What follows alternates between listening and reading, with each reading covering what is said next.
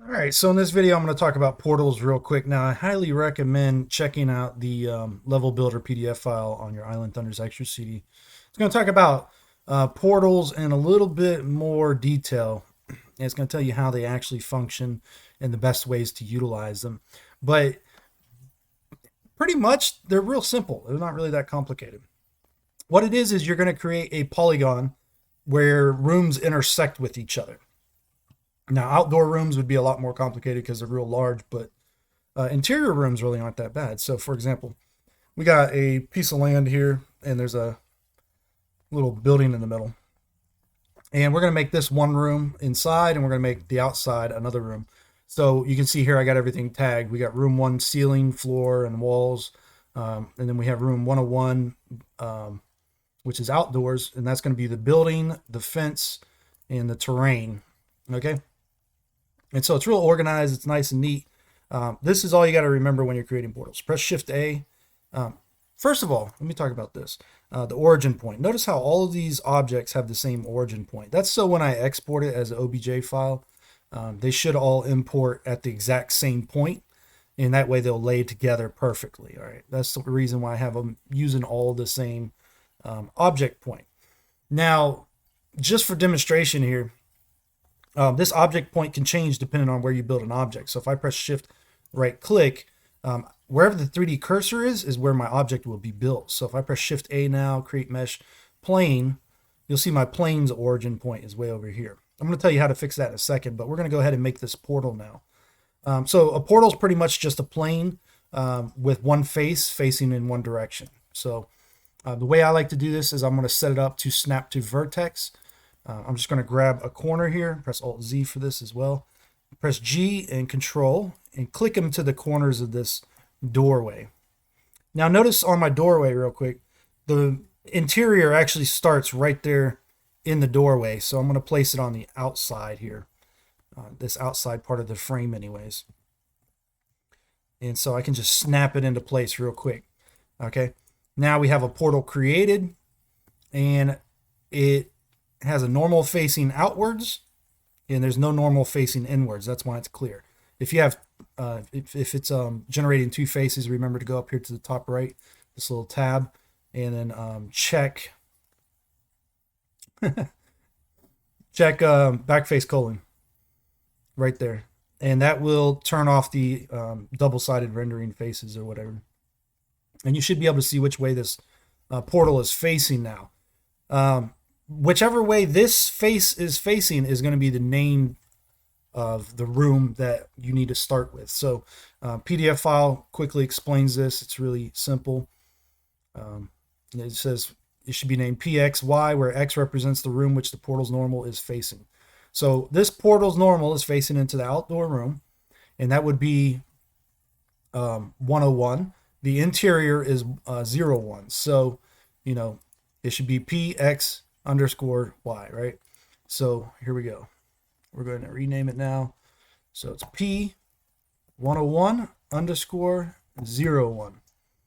That's it. And that portal's pretty much generated. Now, so in order for this to work when it gets exported and be positioned right and everything, we probably want to change that origin point. And a very quick, easy way to do this is I work completely off the world origin. So if I press Shift S and do cursor to world origin, all that means is that right here in the center of the scene where it's at 0000, that's where I place my origin points for everything. Now you'll notice I moved the 3D cursor there, but the origin point's still over there. All you got to do is simply go to Object, Set Origin Point. And you could do Origin to 3D Cursor, and that should take care of that. All right, so now when we export this to game, all we would have to do is set it up in there. All right. One of the most important things to remember, though, is make sure it fills the entire space. You don't want any little tiny gaps. Otherwise, you can actually not be able to shoot another character on the other side. So if this was like slightly offset, something like that, you would have a little bit of a problem there. All right. This, I believe, doesn't need any tags as not rendered or anything once you get into Engine. We're about to play with that in a second. Real quick, I want to just export this entire scene out. So I'm going to select everything. We're going to go to export, wavefront OBJ, and we're going to do a negative Y forward, Z up. We are going to not export OBJ objects. We're going to be doing OBJ groups. And we need to make sure that we have include UVs, write normals, apply modifiers. We can go ahead and export that. So now let's go to my test level here. I think I put this in a different area now, so bear with me real quick. It's in mods, test level, app test level, temp exports. Here we go. So now we have a temp export folder. We're just going to do one export. Okay, all of these objects. Export OBJ. Ta-da, and that's done. Let's load up 3D. Let's load up 3D Studio Max 5 now. All right, so in 3D Studio Max 5, you can see I have a scene for a level with the scene center point and everything. We're gonna go ahead and just click import, and we're gonna import mesh. Just one file now. That's I kind of worked out some kinks in that, and I managed to get this to work. So we're going to do texture coordinates, normals. You don't need nothing else really. Make sure it's multiple in group. Click OK with everything selected in the list. It might complain a little bit, but it all comes in. And that's the point here. And that includes the normal. And we can see right here, it all came in. And it reset the position, believe it or not. I thought it didn't reset that position, but apparently it did. It comes in as a group. So that might be why it's doing that. If you go ahead and click ungroup, group ungroup, it should all be separated mesh now, so you can go ahead and do what you need to do with it. You can see actually everything is positioned exactly where it needs to be, so that's good. Let's go ahead and press H. We're going to go ahead and start combining things. This is a quick kind of workflow now. R101 is all of my outdoor room stuff, so I'm going to go ahead and select that, click group and underscore 101. I'm going to do the same thing for all the interior stuff. You notice the portal does not go into these groups. So we're going to do underscore 01. All right, so we have our two rooms defined now, and portal is also defined. Now, this should, in theory, not need to be tagged. We're going to test that here in a second, all right? Also, a side note, if mesh is kind of, let's turn that off a second, it keeps trying to flicker. Mesh doesn't look smooth right. It doesn't really matter, but if it bothers you, you can simply take whatever it is that you want to grab, like this one, for example, that's doing it. And we can just apply an auto smooth. So we'll go to smooth, modifier list, auto smooth, and it should take care of that real quick. Once again, we got to select these objects. So R101, select group underscore 101. All right, everything is tagged together. We got the portal, we got the two rooms. Should be pretty good. Let's apply some texture so we can see what we're doing without any lighting on here. I'm just going to apply some checker patterns. That's why I have that. If you didn't know why I utilize checker patterns, there you go. Because I just like to get in here and get going and not worry about setting up all the textures.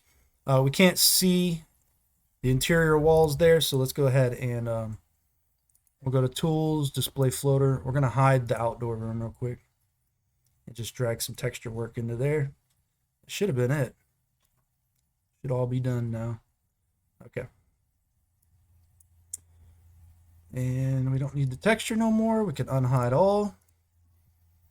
I'm going to go ahead and save this test level as is. And I'm going to export it. Make sure it's all set right first. 101. Okay, yeah. So it is set right. And also your trees, by the way, if you do trees, they're going to be set separately like the portal is right now. We're going to save this. Export. Let's do file, export, map file. We're going to do test level.map. So I can just go straight into game and play with it. And we'll take a look at it there. Do I want to replace it? Yes. Weld vertices 0.0001. Clean vertex attributes 1.0. You can change the vertex amount if you need to. Click OK. And after I export, I save again just because. So let's go ahead and jump in the game now and see what happens here. Okay, so now that we're in game, we're going to go to the level real quick.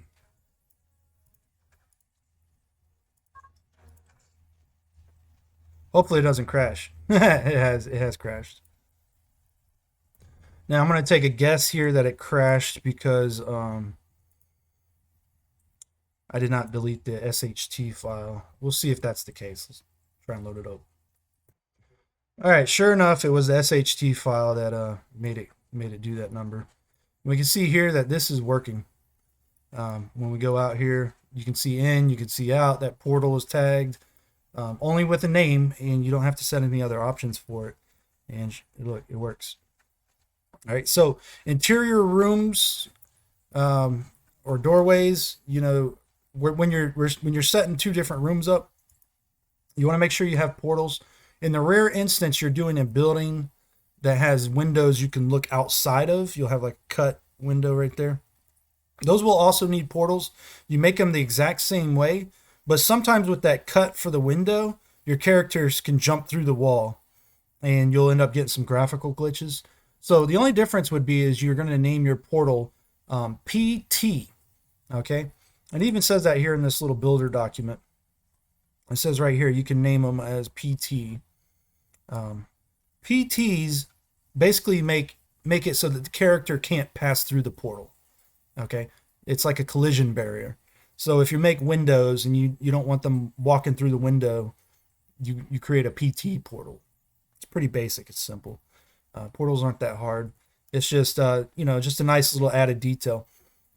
So that's it for portals. Check you out in the next video. Hopefully this one helps you out quite a bit.